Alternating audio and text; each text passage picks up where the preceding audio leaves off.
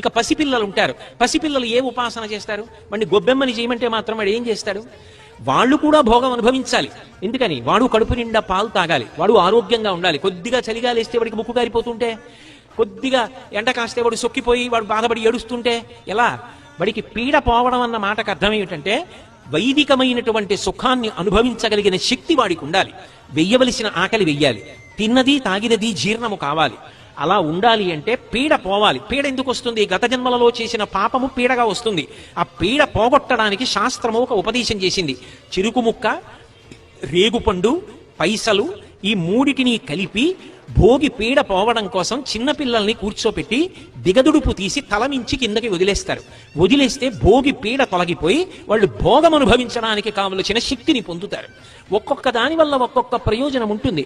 అది ఉంటుందా అంటే అన్నీ కొన్నిసార్లు అనుభవం చేత తెలిసేవి కావు, కానీ నమ్మకం చేత పెడతాయి. భూమి తిరుగుతోంది, నేను చూశానా? కానీ శాస్త్రములు చెప్తున్నాయి, శాస్త్రవేత్తలు చెప్తున్నారు, నమ్ముతున్నాను. అంతేగాని భూమి తిరగడం నేను చూడలేదండి అందుకని నేను నమ్మనండి అంటే మానే. నువ్వు నమ్మలేదు కాబట్టి భూమి తిరగడం మానేస్తుందా? నువ్వు నమ్మితే భూమి తిరుగుతుందా? నీ నమ్మకం అనేటటువంటి దానితో సంబంధం కాదు. కొన్ని శాస్త్రాన్ని ప్రమాణం చేసుకొని నమ్మడం కర్తవ్యం.